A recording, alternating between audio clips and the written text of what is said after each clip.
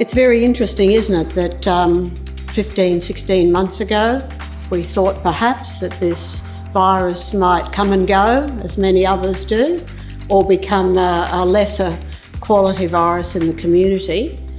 But that's not been the case. I think it's fairly clear that this is a global pandemic of historic proportions that's causing immense social disruption on a global scale, to rival that of 1918 influenza pandemic. Paul talked about vaccinations. At the moment, there's 100 vaccines have been administered per 100 people in the rich countries, but in the poorer countries, it's 1.5 vaccines have been administered per 100 people.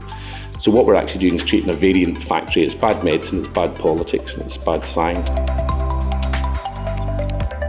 It's a privilege to be here, and particularly among this brilliant clinician and such a level of expertise. So in order to understand long COVID, in terms of the definition of COVID, if you are being discharged from the ICU and you have still symptoms after approximately 4 weeks from COVID, from the initial symptom that you had at home, very likely you are developing long COVID.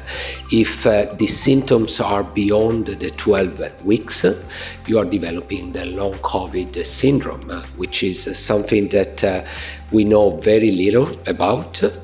There have been 32 million confirmed cases in India, and the real estimate is somewhere between 300 to 400 million infections. That's the real estimate in India, but they don't have the same testing capabilities as we do.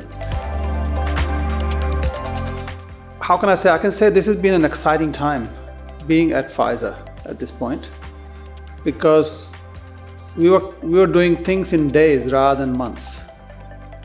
So as you can imagine, any vaccine in previous times would have taken 7 to 10 years to develop. And here, what we did, and AstraZeneca and Moderna, other people as well. So anybody who contributed to the vaccine development did a wonderful job. So we all appreciate each other very much. And I think all vaccines are effective.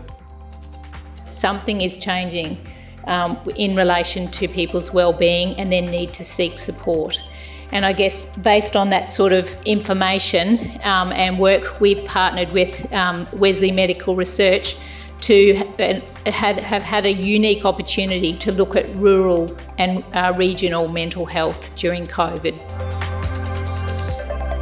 I think, ladies and gentlemen, what we've seen this evening is a great example of research that's going on both at the scientific end of the spectrum as well as at the community end and everywhere in between.